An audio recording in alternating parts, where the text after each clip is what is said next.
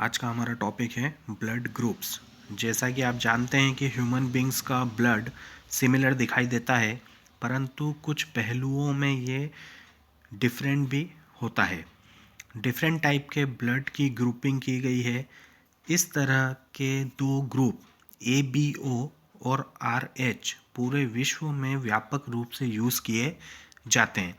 सबसे पहले हम ABO ग्रुपिंग के बारे में यहाँ पर बात करेंगे। ABO ग्रुपिंग आरबीसीज पर दो सरफेस एंटीजन की प्रेजेंस या अब्सेंस पर आधारित होती है। इन एंटीजन को A और B नाम दिया गया है। इसी प्रकार विभिन्न व्यक्तियों के प्लाज्मा में दो नेचुरल एंटीबॉडी होते हैं। एंटीबॉडी ऐसे प्रोटीन हैं जो एंटीजन के रिस्पॉन्स में प्रोड्यूस होते हैं। ब्लड के 4 ग्रुप्स AB एंड O में एंटीजन और एंटीबॉडी का जो डिस्ट्रीब्यूशन है वह इस प्रकार है। इस टेबल में हम देख सकते हैं कि जो ग्रुप A है, B है, AB और ग्रुप O है, उसमें एंटीबॉडी और एंटीजन का डिस्ट्रीब्यूशन किस प्रकार से दिया गया है। सबसे पहले देखते हैं हम ग्रुप A। ग्रुप A पर एंटीजन A पाया जाता है और एंटीबॉडी जो होती है वो B होती है, जो कि इसके प्लाज्मा में पाई जाती है। इसलिए इसे ब्लड ग्रुप A के नाम से यहाँ पर रिप्रेजेंट किया जाता है। सेकंड देखते हैं हम, जो रेड ब्लड सेल टाइप है उस पर B एंटीजन प्रेजेंट है, इस वजह से उसे ग्रुप B कहा जाता है और इसके प्लाज्मा में एंटीबॉडी A पाई जाती है। थर्ड जो ग्रुप है AB, उसकी आरबीसी सेल पर A और B दोनों ही एंटीजन प्रेजेंट्स होते हैं और इसके प्लाज्मा में एंटीबॉडी नहीं पाई जाती है, इसलिए इस ग्रुप को ग्रुप AB के नाम से रिप्रेजेंट करते हैं। जो लास्ट वाली हमारी रेड ब्लड सेल टाइप है वो है ग्रुप O की। इसके ऊपर कोई भी एंटीजन A या B नहीं पाए जाते हैं। इसके प्लाज्मा में एंटीबॉडी A और एंटीबॉडी B दोनों ही प्रेजेंट होते हैं। इस ग्रुप को O ग्रुप कहा जाता है। आप शायद जानते हैं कि ब्लड ट्रांसफ्यूजन के दौरान किसी भी ब्लड का यूज़ नहीं किया जा सकता है। ब्लड डोनर के ब्लड को सावधानीपूर्वक ब्लड ट्रांसफ्यूजन के पहले रेसिपिएंट के ब्लड से मैच करना पड़ता है, ताकि आरबीसीज के डिस्ट्रक्शन जैसी गंभीर समस्या से बचा जा सके। टेबल में देखने पर हमें यह भी स्पष्ट हो जाता है कि O ग्रुप जो है वो ब्लड किसी भी अदर ब्लड ग्रुप वाले व्यक्ति को डोनेट किया जा सकता है। यहाँ पर जो ये ग्रुप ग्रुप AB और ग्रुप O जो दिए गए हैं, इसमें जो ग्रुप A है इसके लिए जो डोनर ग्रुप है वह A और O है। ग्रुप B की बात करते हैं हम, तो ग्रुप B के लिए जो डोनर ग्रुप होते हैं वो B और O होते हैं। ग्रुप AB की जब बात की जाती है तो ग्रुप AB के लिए donor group AB, A, B और O होते हैं और ग्रुप O के लिए डोनर ग्रुप ओनली O होता है। तो इस तरीके से जब हम देखते हैं तो जो ब्लड ग्रुप O है वह सभी ब्लड ग्रुप के लिए एज अ डोनर वर्क करता है। मतलब कि O ब्लड ग्रुप को हम किसी भी अदर ब्लड ग्रुप वाले व्यक्ति में उसका ब्लड हम वहाँ पर उसको ट्रांसफ्यूज़ कर सकते हैं। इसलिए जो O ग्रुप है उसे हम यूनिवर्सल डोनर कहते हैं। AB ग्रुप वाला व्यक्ति जो है वो AB ग्रुप के व्यक्तियों के साथ साथ अदर ब्लड ग्रुप वाले व्यक्तियों के रक्त को भी एक्सेप्ट कर सकता है। मतलब कि उसमें AB ग्रुप के साथ A, B और O वाले व्यक्तियों के ब्लड भी वो एक्सेप्ट करने की कैपेबिलिटी रखता है, इसलिए ऐसे व्यक्तियों को यूनिवर्सल रेसिपिएंट कहा जाता है। अब हम ABO ग्रुपिंग के बाद बात करते हैं RH ग्रुपिंग की कि RH ग्रुपिंग क्या होती है। ह्यूमन की आरबीसी की सरफेस पर एक अन्य एंटीजन ऑब्जर्व किया गया है, RH एंटीजन। यह RH एंटीजन रीसस मंकी में पाए जाने वाले एंटीजन के समान है। इसलिए इसका नाम रीसस मंकी के नेम पर RH रखा गया है। जिन लोगों में यह एंटीजन पाया जाता है उन्हें RH पॉजिटिव, और जिनमें ये एंटीजन एब्सेंट होता है उन्हें RH नेगेटिव कहा जाता है। इस डायग्राम में हम देख सकते हैं एंटीजन A को येलो कलर के एक ट्राइंगल, एंटीजन B को ब्लू कलर के ट्राइंगल और RH फैक्टर को एक ब्लैक कलर के एक स्क्वायर से यहाँ पर रिप्रेजेंट किया गया है। तो हम देख सकते हैं यहाँ पर सबसे पहला है AB पॉजिटिव।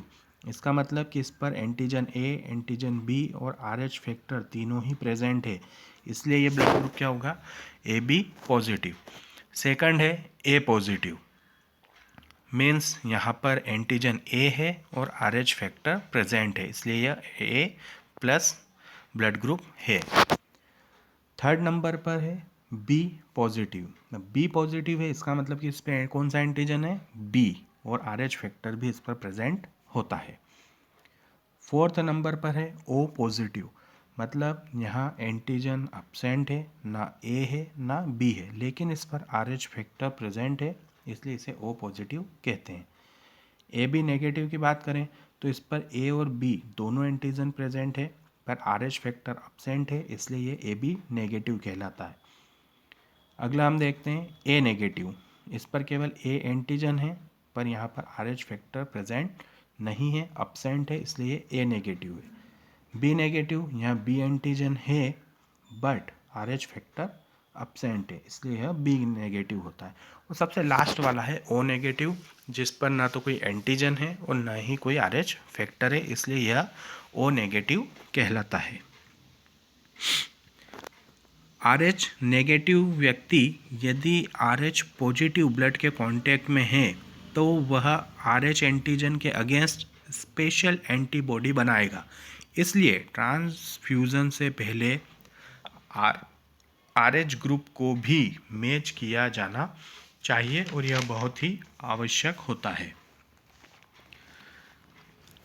फीटस मतलब भ्रूण जो कि RH पॉजिटिव ब्लड वाला है और गर्भवती माँ के RH नेगेटिव ब्लड के बीच RH मिस मैचिंग का एक विशेष मामला देखा गया है। फीटस के RH एंटीजन फर्स्ट प्रेगनेंसी में मदर के RH नेगेटिव ब्लड के कांटेक्ट में नहीं आते हैं, क्योंकि दोनों के ब्लड जो हैं वो प्लेसेंटा के द्वारा अच्छी तरह से सेपरेट कर दिए जाते हैं। हालांकि पहले बच्चे की डिलीवरी के दौरान फीटस से RH पॉजिटिव ब्लड की थोड़ी सी मात्रा मदर के ब्लड के संपर्क में आने की पॉसिबिलिटी है।